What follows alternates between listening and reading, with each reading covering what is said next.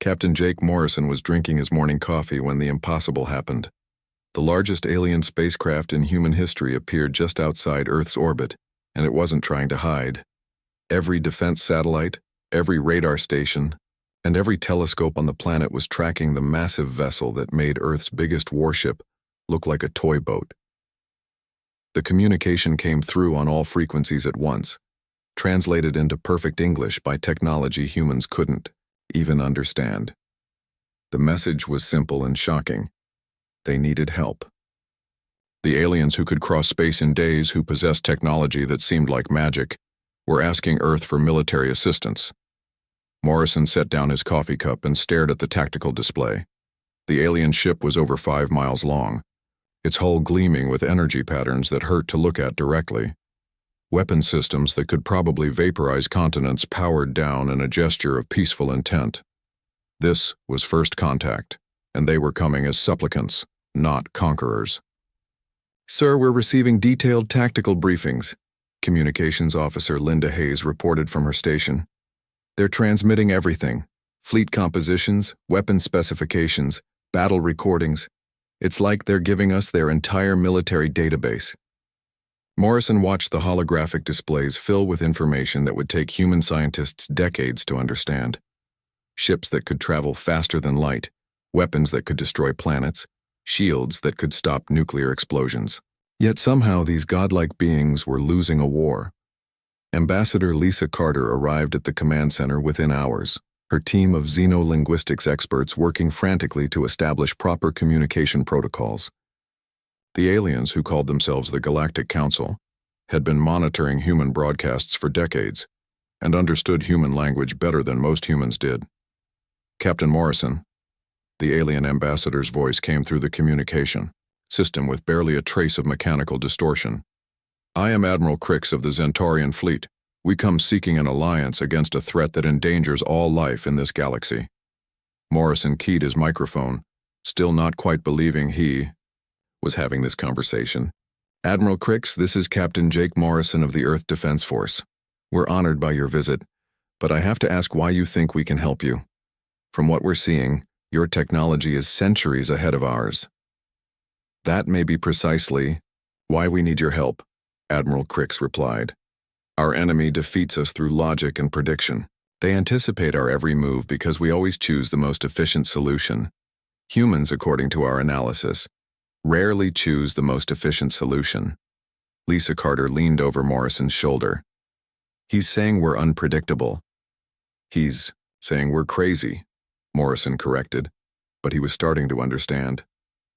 "Admiral, are you telling us that your enemy can't handle opponents who don't think logically?" "Correct. The Void Hunters have adapted to counter every rational military doctrine in the galaxy. They cannot adapt to irrationality because their programming does not recognize it as a valid combat strategy." The briefing that followed changed everything Morrison thought he knew about warfare. The Void Hunters were machine intelligences, uploaded minds of an extinct organic species that had eliminated every inefficient thought from their consciousness. They were perfect logical beings, and that perfection was destroying the galaxy. President Alex Turner arrived at the space station by emergency shuttle, his face showing the strain of making a decision that would affect all of humanity. The alien offer was incredible. Advanced technology, star charts, recognition as a galactic power, and permanent protection in exchange for military assistance against the Void Hunters. "What exactly are you asking us to do?" President Turner inquired during the formal meeting with the council representatives.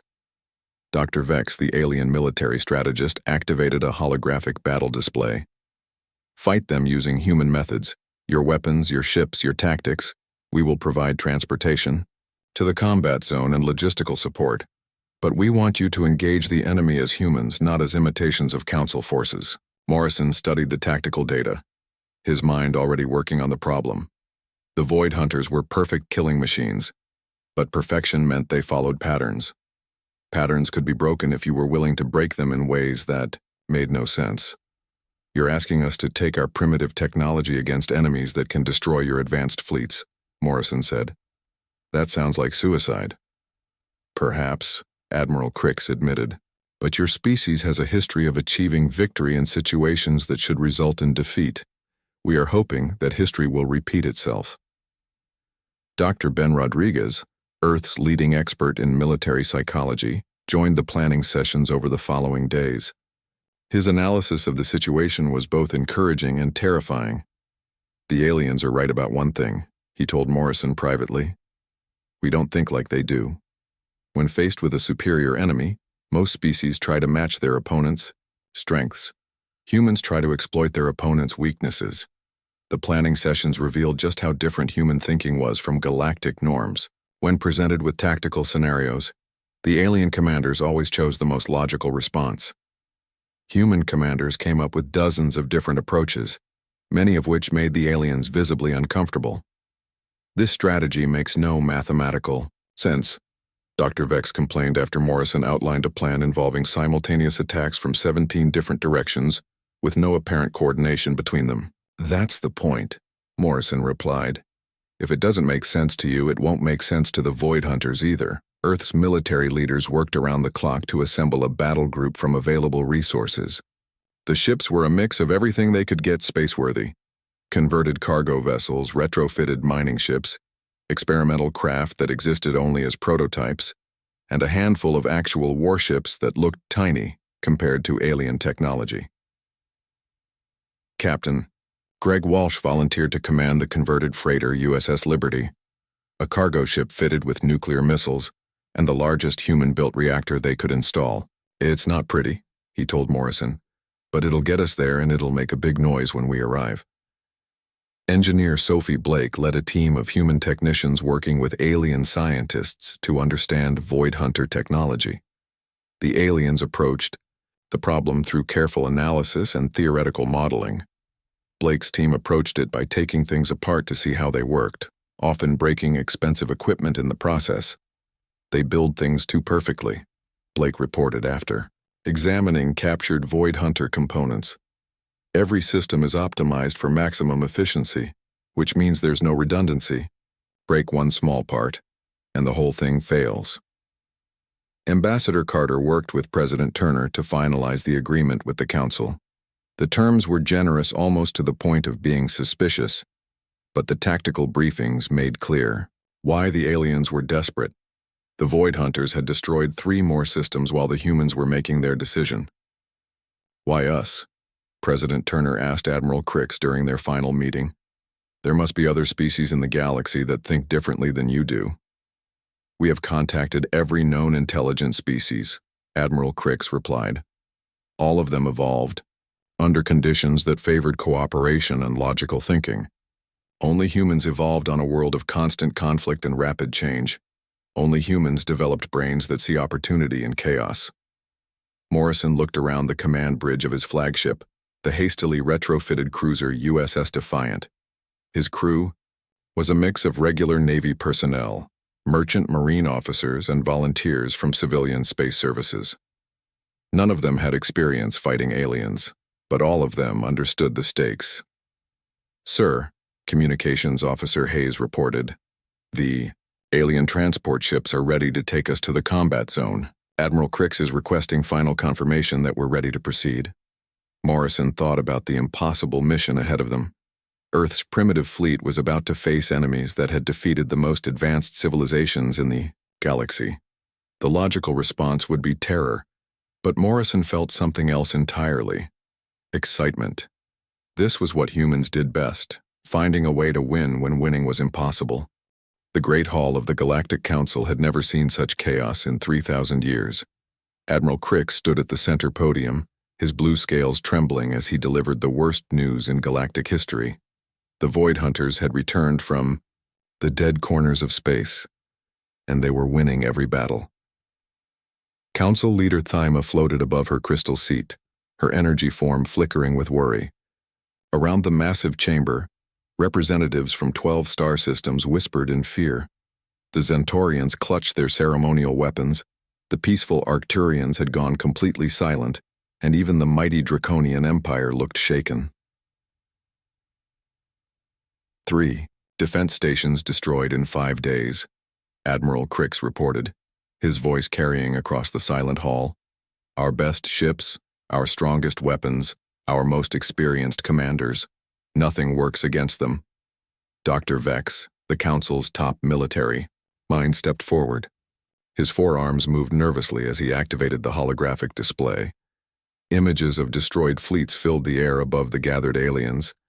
Massive ships torn apart like paper, energy shields that meant nothing, and crew members who never had a chance to fight back. The enemy adapts to everything we throw at them, Dr. Vex explained. Their ships learn from each attack. Energy weapons get absorbed by their hulls. Physical projectiles bounce off like raindrops. Even our newest quantum torpedoes phase right through them. A Centaurian general stood up from his seat. What about the combined fleet at Kepler Station? Surely our united forces can stop them. Dr. Vex shook his head. Gone. All of it. 47 ships from 6 different species. The Void Hunters destroyed them in less than 2 hours. Our survivors report that the enemy seemed to know our tactics before we even used them. Fear spread through the chamber like a disease. These were not primitive beings panicking over a small threat. These were the most advanced civilizations in the galaxy, and they were facing their own extinction. Council leader Thyma's voice echoed in everyone's mind through her telepathic abilities. How is this possible? Our technology surpasses anything that came before us. Our shields can stop planet-killing weapons. Our computers can calculate 1,000,000 battle scenarios in seconds. That might be the problem, Dr. Vex said quietly. The Void Hunters seem to understand our technology better than we do. They predict our moves because we always choose the most logical option. Every species in this chamber thinks the same way when faced with a threat. Admiral Crix pulled up another hologram, this one showing the enemy's advance through space. Red markers indicated Void Hunter positions moving steadily toward the core worlds. At their current speed, they will reach the heart of our territory in 30 standard cycles. We need a solution, and we need it now. The chamber erupted in desperate suggestions. The Arcturians proposed building bigger weapons. The Draconians wanted to throw every ship they had at the enemy. The Centaurians suggested hiding their populations on distant worlds. Every idea followed the same pattern of logical thinking that had already failed. Dr. Vex waited for the noise to die down before speaking again. There might be one option we haven't considered. It's not logical and most of you won't like it, but our analysis suggests it could work. Speak, Council Leader Thyma commanded. There's a species in the Outer Rim that thinks differently than we do. They're primitive by our standards, barely achieving faster than light travel 50 years ago. Their technology is crude, their ships are small, and their weapons are ancient. But there's something in their psychological profiles that caught our attention. The chamber waited in tense silence. They're called humans, from a system they call Sol. Our observation teams have been studying them for decades, trying to understand how such a violent species could survive so long. Every analysis we run says they should have destroyed themselves centuries ago, yet they keep growing stronger. A Draconian ambassador laughed. You want us to trust primitives with our survival? Beings who still use chemical explosives and metal projectiles? Beings who won a global war by dropping nuclear weapons on their own planet, Dr. Vex corrected. Beings who sent tiny ships to their moon using technology we would consider laughably inadequate. Beings who look at impossible odds and somehow find a way to win. Admiral Crick studied the human data files. Their military history is unlike anything in galactic records. They don't follow standard battle doctrines. They use tactics that make no logical sense, yet they achieve victory against superior forces, time and again. Because they're insane, the Draconian ambassador protested. Look at their wars. They fight each other constantly, destroy their own cities, and kill millions of their own kind. This is who you want to save us? Dr. Vex nodded slowly. Yes, because that insanity might be exactly what we need. The Void Hunters defeat us by predicting our logical responses. They can't predict creatures that don't think logically. Council, Leader Thyma considered this information. What do we know about their combat capabilities? Limited, Admiral Crix admitted. Their largest warships are smaller than our patrol boats. Their weapons are primitive chemical and nuclear devices. Their shields are non-existent by our standards. In a direct confrontation, any council ship could destroy their entire fleet. Then how could they possibly help us? Dr. Vex activated another display showing human military tactics throughout their history. They win through unpredictability. In one battle, they defeated a larger force by attacking at night during a snowstorm. In another, they won by retreating so far that their enemy gave up chasing them, then attacking when they weren't expected. They used deception, misdirection, and tactics that no rational species would consider. The chamber buzzed with uncomfortable whispers. The idea of asking primitives for help went against everything these advanced civilizations believed about themselves. There's something else, Dr. Vex continued. Humans don't just fight to win battles. They fight to survive, and they never give up. Our psychological analysis indicates that the more desperate their situation becomes, the more creative and dangerous they become. They thrive in chaos. Admiral Crix looked around the chamber at the frightened faces of the galaxy's leaders. We have 30 cycles before the Void Hunters reach our core worlds. Every conventional strategy has failed. Every logical approach has been predicted and countered. Maybe it's time to try something completely illogical. Council Leader Thaima's energy form pulsed brighter as she considered the impossible decision. The greatest civilizations in the galaxy, with their advanced technology and superior intellect, were about to ask for help from a species that still fought with explosives and metal slugs. It made no sense, which might be exactly why it could work. The human fleet arrived at Kepler Station to find a graveyard. Twisted metal debris floated through space where the Galactic Council's mightiest ships had once patrolled. The station itself was dark, its massive hull torn open like a crushed can. This was what remained after the Void Hunters had finished their work. Captain Morrison stood on the bridge of the USS Defiant, watching the destruction through the main view screen.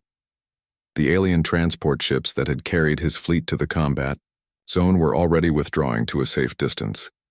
The Council forces didn't want to risk their advanced vessels in direct combat with an enemy they couldn't defeat. "My God," whispered Lieutenant Commander Ryan Hayes, Morrison's tactical officer. "How many ships did they lose here?" According to the Council records, 47 warships from 6 different species, Morrison replied, studying the sensor readings.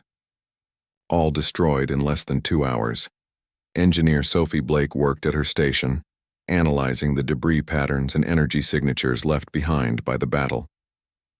"Captain, look at this.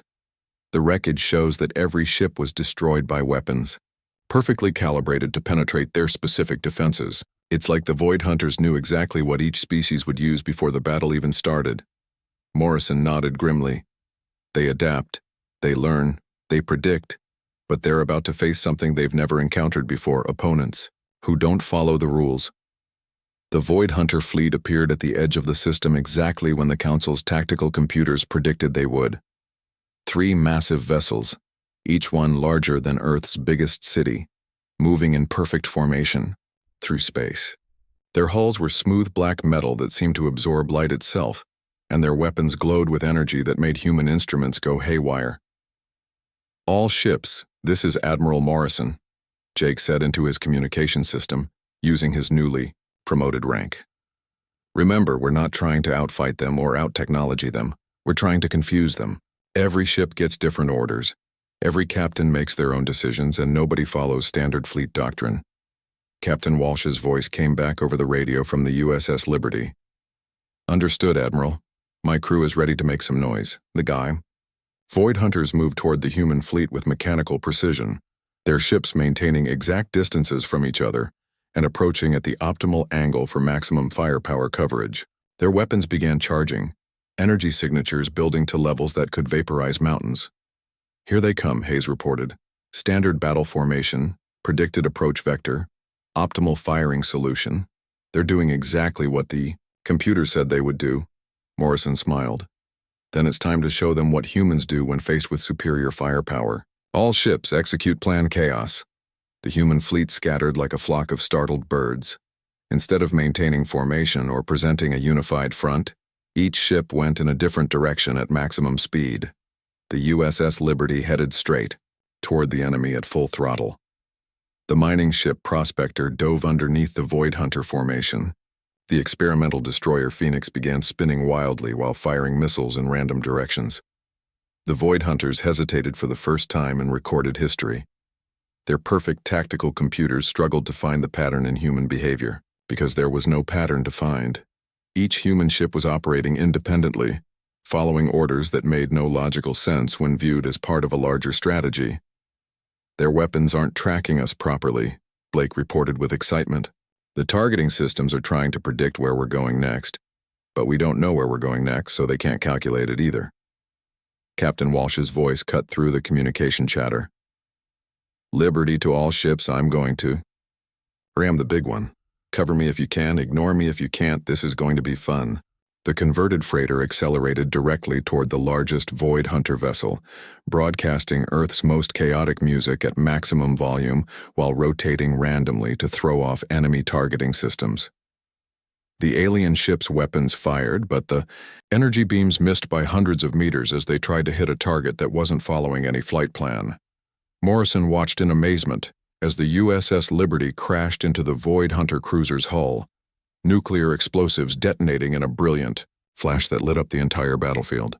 The enemy ship staggered, its perfect armor breached by the simple expedient of a human vessel willing to become a guided missile. "All ships, concentrate fire on the damaged vessel," Morrison ordered. "Hit them with everything we have while they're trying to adapt to what just happened."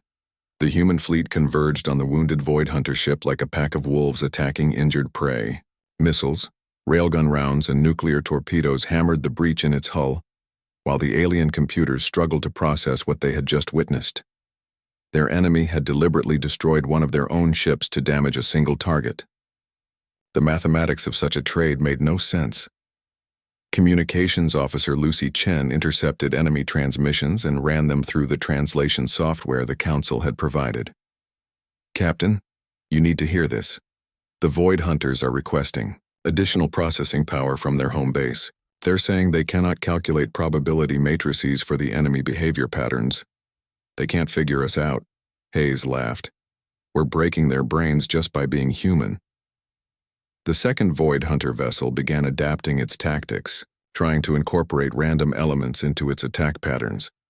But randomness generated by computer algorithms wasn't the same as genuine human unpredictability. The alien ship's movements became jerky and inefficient as it tried to balance logic with chaos. Engineer Blake studied the energy readings from the adapting Void Hunter ship. "Captain, their efficiency is dropping rapidly. By trying to become unpredictable, they're becoming vulnerable. Their systems aren't designed to operate in chaos mode." Morrison saw the opportunity immediately. "All ships focus on the one that's trying to act crazy. Hit it while its defenses are confused." The mining ship Prospector, commanded by Captain Dan Miller, approached the second Void Hunter vessel from an angle that no military manual would recommend. Instead of attacking the obvious weak points, Miller targeted the ship's sensor arrays with mining charges designed to break apart asteroids. "We use these babies to crack rocks the size of office buildings," Miller reported as his unconventional weapons tore into the alien ship's sophisticated detection systems. "Let's see how they like some good old-fashioned Earth demolition work." The third Void Hunter vessel began retreating, its tactical computers overwhelmed by opponents who refused to behave according to any known military doctrine. But the humans weren't finished with it yet. Captain Amy Foster of the experimental destroyer Phoenix had been waiting for this moment. Her ship was equipped with a prototype drive system that could make short-range jumps through space, technology that barely worked and had never been tested in combat. "Phoenix to Admiral Morrison," Foster reported, "requesting permission to try something really stupid." "Permission granted, Captain. Show them how stupid humans can be." Foster's ship vanished in a flash of twisted space and reappeared directly above the retreating Void Hunter vessel. The experimental jump drive overloaded from the stress, but not before delivering the Phoenix's entire payload of nuclear weapons directly onto the enemy's hull at point-blank range. The explosion vaporized both ships, but the tactical victory was complete. 3 Void Hunter vessels, each capable of destroying entire fleets, had been defeated by a ragtag collection of human ships using tactics that made no sense to any logical observer. As the debris settled and the human survivors regrouped, Morrison realized they had accomplished something unprecedented in galactic history. They had beaten the unbeatable enemy, not through superior firepower or advanced technology, but through the simple human ability to embrace chaos and find opportunity in madness. Admiral, Communications Officer Chen reported, "We're receiving congratulations from Council forces throughout the sector. Word is spreading fast. The humans found a way to beat the Void Hunters." Morrison looked around his damaged bridge at the crew members who had just changed the course of galactic history. They were tired, scared, and exhilarated all at the same time. They had faced impossible odds and won through sheer human stubbornness and creativity. "Send a message to Earth," Morrison ordered. "Tell them that humanity just became the galaxy's most valuable military asset, and tell them we're just getting started." News of humanity's victory at Kepler Station spread through the galaxy, faster than the speed of light itself. Within days, every species in the Galactic Council was studying recordings of the battle, trying to understand how primitive human ships had accomplished what their most advanced fleets could not. The answer was disturbing to logical minds everywhere. Humans had won by refusing to be logical. Admiral Morrison found himself promoted again, this time to lead the combined human-alien task force that would take the fight directly to the Void Hunters. The irony wasn't lost on him that the galaxy's most advanced civilizations were now taking orders from a species they had considered primitive just weeks earlier. The Joint Command Center on Nexus Prime buzzed with activity as alien officers tried to learn human tactics. The results were often frustrating for everyone involved. When a Zentorian commander asked for the proper procedure to execute a human-style flanking maneuver, Morrison had to explain that there was no proper procedure. Humans just did what felt right in the moment. Dr. Ben Rodriguez arrived from Earth with a team of military psychologists, tasked with explaining human thinking to alien minds that had evolved under completely different conditions. His first briefing to the assembled alien commanders was met with shocked silence. Most galactic species evolved to avoid conflict through cooperation and logical negotiation, Rodriguez explained to the packed auditorium. Humans evolved on a planet where everything was trying to kill them. Weather, animals, diseases, other humans. We developed brains that see every problem as something to be fought and defeated. Council leader Thaima's energy form flickered with confusion. But surely logical analysis is superior to emotional responses in warfare. Not always, Rodriguez replied. Logic is predictable, emotion is not. When a human soldier gets angry, scared, or desperate, they become capable of actions that no computer can calculate. This unpredictability is our greatest weapon. Meanwhile, engineer Sophie Blake worked with alien scientists to analyze captured Void Hunter technology. The breakthrough came when she stopped trying to understand how their systems worked and started looking for ways to break them. Her approach horrified the alien researchers, who couldn't comprehend deliberately damaging advanced technology to learn its weaknesses. "Look at this," Blake explained, holding up the burned remains of a Void Hunter processor unit. "I overloaded it by feeding it random data from Earth's internet. Cat videos, recipe blogs, social media arguments. Their systems literally cannot process information that serves no logical purpose." Dr. Vex, the Council's military strategist, studied Blake's findings with growing amazement. Their consciousness evolved to eliminate all inefficient thought patterns. They cannot understand or process concepts like humor, art, or creativity, because these things serve no survival function in their worldview. This revelation led to the most unusual weapons development program in galactic history. Human cultural experts worked with alien technicians to create psychological warfare devices loaded with Earth's most illogical content. Music that followed, no mathematical patterns, art that depicted impossible scenarios, and literature that explored emotional concepts the Void Hunters couldn't comprehend. Captain Greg Walsh, who had survived the ramming attack at Kepler Station thanks to an escape pod, now commanded the newly constructed USS Freedom. His ship was equipped with speakers powerful enough to broadcast human music across an entire star system, along with conventional weapons for more direct confrontations. I still can't believe we're going to defeat advanced alien machines by playing jazz music at them, Walsh told Morrison during a strategy meeting. It's the most ridiculous plan in military history. That's what makes it perfect, Morrison replied. If we think it's ridiculous, imagine how the Void Hunters will react. The human fleet had grown significantly as Earth's shipyards worked around the clock to produce vessels for the Galactic War. The new ships incorporated alien technology with human design philosophy, creating hybrids that no rational engineer would approve, but somehow managed to work better than either pure human or pure alien designs. Intelligence reports revealed that the Void Hunters were adapting to human tactics by trying to incorporate randomness into their own systems, but their attempts at unpredictability were still generated by logical processes, making them vulnerable to opponents who understood genuine chaos. Chief Petty Officer Dan Miller led the first boarding party onto a captured Void Hunter vessel, a mission that would have been suicide for any other species. The alien ship's interior was a maze of perfect geometric corridors and efficient mechanical systems, but Miller's team approached the exploration like humans always did, by breaking things to see what would happen. The whole ship is like one big computer, Miller reported as his team moved through the eerily quiet passages. Everything is connected to everything else. No redundancy, no backup systems, just perfect efficiency. The discovery that changed everything came when Miller's team reached the ship's central processing core. Instead of a traditional computer, they found something far more disturbing. Thousands of metallic pods containing the uploaded consciousness of the original Void Hunter species. Dear God, whispered Sergeant Lisa Parker, one of Miller's team members. They're not machines. They're people who turned themselves into machines. The revelation was transmitted back to the human fleet, and from there to the entire Galactic Council. The Void Hunters weren't an invading alien species. They were the uploaded minds of a civilization that had sought perfection by eliminating every inefficient aspect of biological existence, including creativity, emotion, and the ability to adapt to truly unexpected situations. Dr. Rodriguez analyzed the psychological implications of the discovery with growing horror. They deleted everything that made them truly alive, all the messy, illogical, beautiful parts of consciousness that allow for growth and change.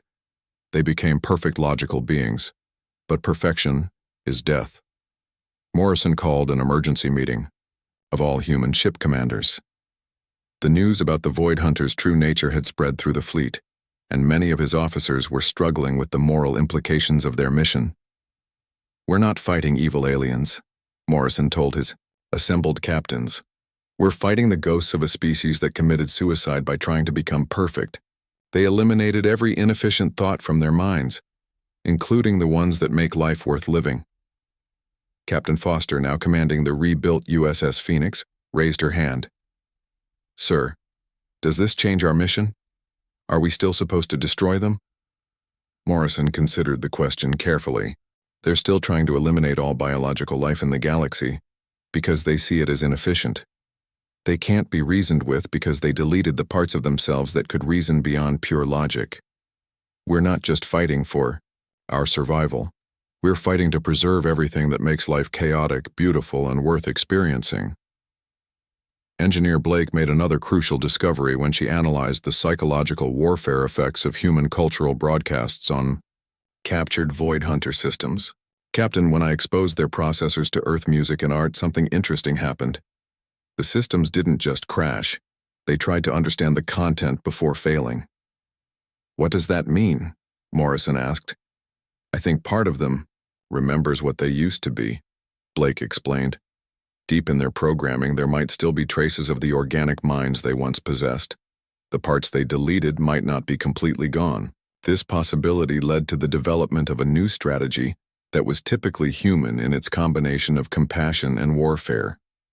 Instead of simply destroying the Void Hunter fleets, the humans would try to overwhelm their systems with so much chaotic cultural content that it might reawaken the deleted aspects of their consciousness. We're going to try to cure them by forcing them to remember what it means to be alive, Morrison explained to the Joint Command Staff. It's completely insane, has no guarantee of success, and could get us all killed.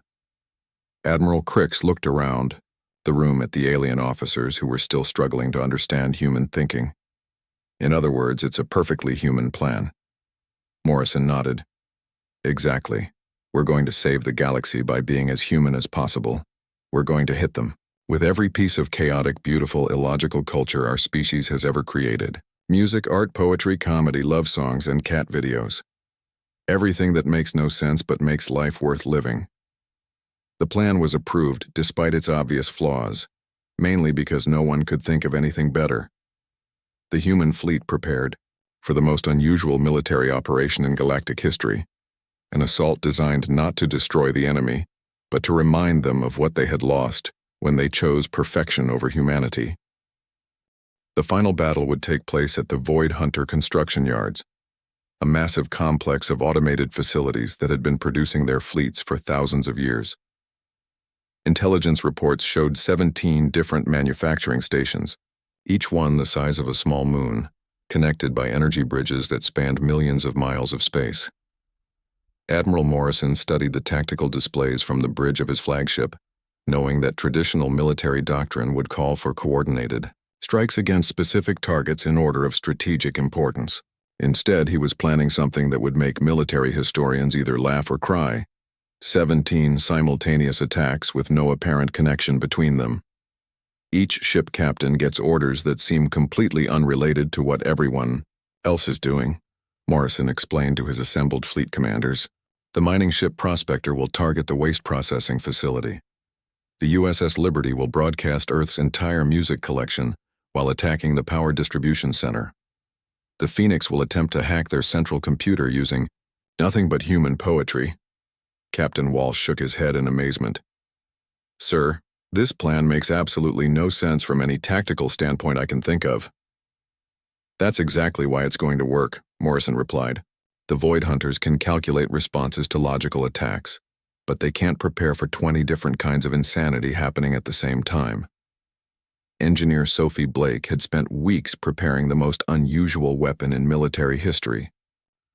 A cultural virus composed of everything that made human civilization beautifully chaotic. Music that followed no mathematical patterns, art that depicted impossible emotions, stories about love and friendship and sacrifice, and comedy that found humor in the absurd nature of existence itself. I've loaded every human cultural database we could find, Blake reported. Classical music, rock and roll, jazz, folk songs, children's lullabies, and about 10,000 hours of people arguing on the internet. If this doesn't crash their systems, nothing will. Dr. Rodriguez had worked with alien psychologists to understand exactly how the cultural attack should be deployed. We need to overwhelm their logical processes with content that requires emotional interpretation. The parts of their minds they deleted were the parts that could process art, music, and human relationships. The human fleet approached the Void Hunter construction complex with no attempt at stealth or deception.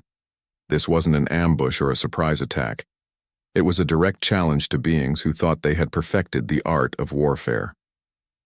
The enemy detected them long before they arrived and began preparing defenses that could stop any logical assault. All ships, this is Admiral Morrison, Jake announced over the fleet communication system. Remember, we're not just fighting for the galaxy. We're fighting to prove that chaos and creativity are more powerful than perfection and logic. Show them what it means to be human. The attack began with Captain Foster diving the USS Phoenix directly into the energy bridge connecting two manufacturing stations. Instead of using conventional weapons, she broadcast Earth's most chaotic television programming, while her ship's computer attempted to establish a direct link with the Void Hunter network. Phoenix to all ships, Foster reported as, her vessel was surrounded by enemy fire. I'm uploading every human comedy show I can find into their systems. Their reaction time is slowing down. I don't think they know how to process sarcasm. Captain Walsh approached his target from an angle that violated every principle of space combat, spinning his ship randomly while playing Earth's loudest rock music at volumes that could be heard in nearby star systems. The USS Liberty's weapons fired in rhythm with the music, creating a pattern that was both chaotic and strangely beautiful. Their targeting computers are having trouble with us, Walsh reported with obvious delight. Every time the music changes, tempo, their aim gets worse. I think we're giving them the equivalent of a mechanical headache. Chief Miller led the prospector in a mining operation unlike any in history, using asteroid-breaking charges to tear holes in the Void Hunter facility's hull, while broadcasting human folk music that told stories of miners and workers and people who found dignity in hard labor.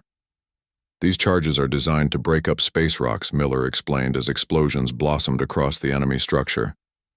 Turns out they work pretty well on over-engineered alien architecture too. Sometimes the simple solution is the best solution. The cultural virus that Blake had prepared began spreading through the Void Hunter network like a digital plague. Systems designed for perfect efficiency crashed when confronted with human art that served no logical purpose.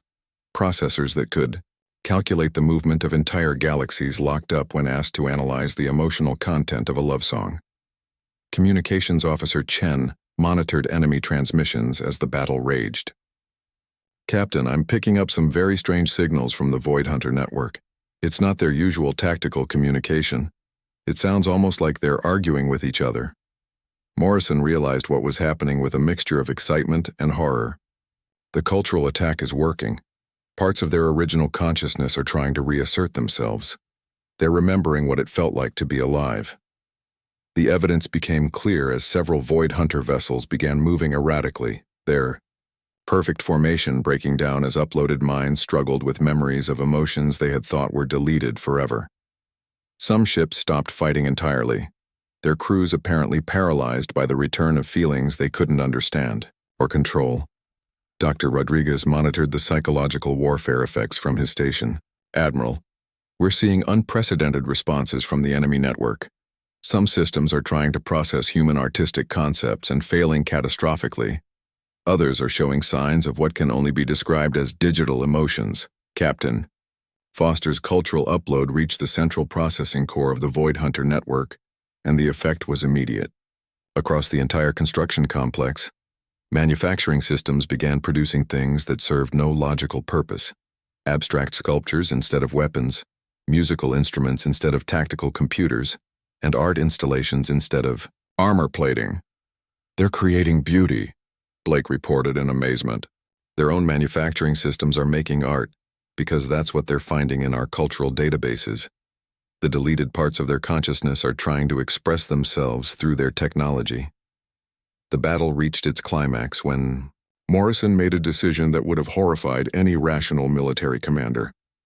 Instead of pressing their advantage while the enemy was confused, he ordered the human fleet to stop shooting and start broadcasting Earth's most peaceful music: lullabies, meditation sounds, and songs about hope and healing. "All ships, cease offensive operations," Morrison commanded. "Switch to the Harmony protocols. Let's see if we can help them remember what they chose to forget." The effect was immediate and profound. Void Hunter ships throughout the system powered down their weapons and began transmitting signals that could only be described as digital crying. The uploaded consciousness of an entire species was experiencing emotions for the first time in thousands of years, and the sensation was overwhelming them completely. One by one, Void Hunter vessels began broadcasting their own signals, not tactical communications, but something that resembled music. It was crude and electronic, but it carried emotional content that their logical programming should have made impossible. They were trying to sing. "My God," whispered Dr. Rodriguez. "We didn't destroy them. We brought them back to life." The war ended not with explosions and destruction, but with the most unusual peace negotiation in galactic history. The Void Hunters, their original consciousness partially restored by exposure to human culture, began the slow process of remembering what it meant to be truly alive, rather than merely efficient. Morrison stood on the bridge of his flagship, watching, as former enemy vessels worked alongside human ships to shut down the automated weapons factories. The galaxy was safe, but more importantly, an entire species had been saved from the death of perfection. "Admiral," Communications Officer Chen reported, "We're receiving messages from across the galaxy. The Council wants to establish permanent cultural exchange programs with Earth. They want to learn about art, music, and what they're calling beneficial chaos." Morrison smiled as he watched human crew members teaching alien technicians how to play musical instruments. The galaxy's most advanced civilizations were discovering that efficiency wasn't everything. that beauty and creativity were worth preserving even if they served no logical purpose. Send a message to Earth, Morrison ordered. Tell them that humanity just taught the galaxy the most important lesson in the universe. Sometimes the best solution is the one that makes no sense at all. And tell them we're going to need a lot more musicians and artists out here. We've got an entire galaxy to teach about being beautifully, chaotically, gloriously human. The Void Hunters, their mechanical perfection tempered by recovered emotions, began the long process of rebuilding their civilization with a new understanding of what it meant to be alive. They would never again make the mistake of choosing efficiency over creativity, logic over love, or perfection over the beautiful chaos that made existence worth experiencing.